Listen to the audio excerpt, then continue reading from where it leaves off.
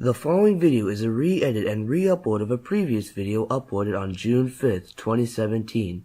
Some parts of the video may be different to how they previously were. The Wii U, probably Nintendo's most underrated console of all time, just barely selling over 10 million units during its short lifespan. And with no more major games coming out for it and the Switch outselling the Wii U at launch, we've already known this for quite some time, but the Wii U is dead. And that's sad because this console had a lot of potential. And though I've made videos about the Wii U before, I thought I'd make a real tribute video just like the DSi Shop video by looking at 5 of some great Wii U titles. But this time mostly my opinion because I've actually played some Wii U games. So without further ado, let's look at some of the best on this underrated console.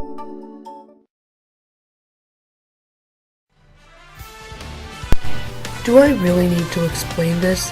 You already know how great this game is. Every Nintendo console is bound to have at least one Mario game during its lifespan. And yes, that includes the Virtual Boy. The Wii U was no exception when it came to this, so it made sense that it got some Mario titles. The one I chose for this list was Paper Mario Color Splash.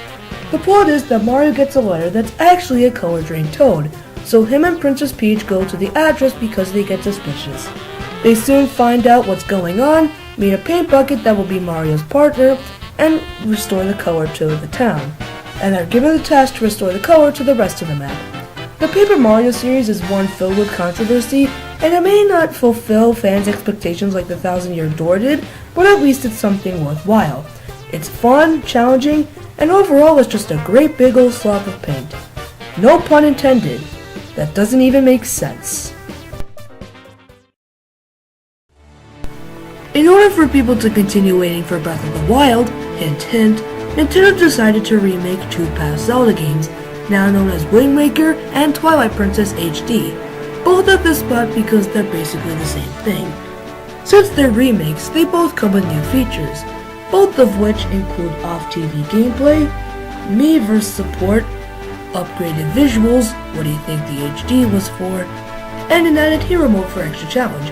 But they do come with exclusive features like Wind Waker's Picto Box and Swift Sail for better sailing, and Twilight Princess HD's wallet upgrades and Ghost Lantern for an easier ghost hunting side quest. But even without the upgrades, there's still really fun games to play like the originals. The one I'd recommend is Wind Waker HD, because not only is it cheap, but it's more suited for the younger audience. In 2015, Nintendo proved that they could continue to release new IPs by releasing Splatoon for the Wii U. Here's the basic part of the game. You either shoot ink, launch ink, or spread ink, and you never stop spreading ink because hashtag ink is for life. But all kidding aside, the game is really fun to play from an online perspective with its variety of content. But if your internet is ripped, then you can still find some enjoyment in the game's replayable story mode, which not only offers a great gameplay experience, but also offers some backstory on the Squid civilization as a whole. Though it may not be your typical Call of Duty type shooter, it's still really fun for gamers and shooter fans alike. And with Splatoon 2 coming to the Switch, more people have a chance to become a kid and a squid.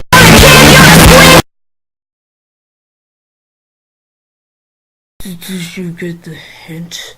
The Legend of Zelda Breath of the Wild. It was worth the wait! This game is amazing. Well, I mean, it's a Zelda game developed by Nintendo. Of course it's going to be amazing. But it's more than just your average Zelda game. For the first time in 30 years, Zelda fans are able to go through a massively open world that's actually 12 times bigger than Twilight Princess's, and one that has tons of things to offer, like side quests to complete, shrines to go through, characters to meet, enemies to fight, swords and armor to collect, and a freaking story to solve. In fact, there's so much to do in this game that I had to catch a breath just figuring it out. I'm not sorry. Not only has this game been deemed one of the greatest games of all time by critics and fans alike, but people were finding glitches for this game a week after it had launched. That's pretty interesting.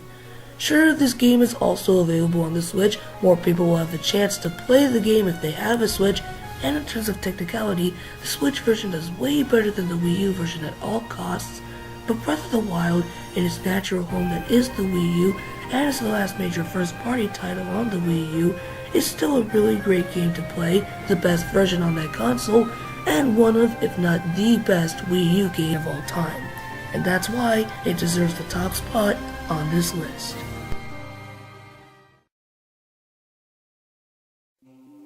Even though it was a great console, the Wii U was sadly a commercial failure for several reasons, including poor advertisement, a lack of third-party support, and even its name. I will never understand what that U part means, but at least we know that during its lifespan, the Wii U was still a great console with some spectacular games that actually left a legacy. Splatoon is getting a sequel, Breath of the Wild was ported to the Switch, and this is just speculation, but there might be a Smash Bros. For Wii U port coming to the Switch. And on one final note, I seriously hope that Nintendo will fix the Wii U's mistakes with the Switch and it'll go on to become a successful console. The only thing we can really do now is leave the Wii U in a part of Nintendo's history, because that's it for this video. If you enjoyed it, then click the topic of this video, the Wii U. And if you enjoyed this video and want to see more, then click the Wii U's predecessor that was mentioned several times in today's video, the Nintendo Switch. So I guess I'll see you all next time when you grab your Wii U gamepad and open up the YouTube app, because as always, thanks for watching.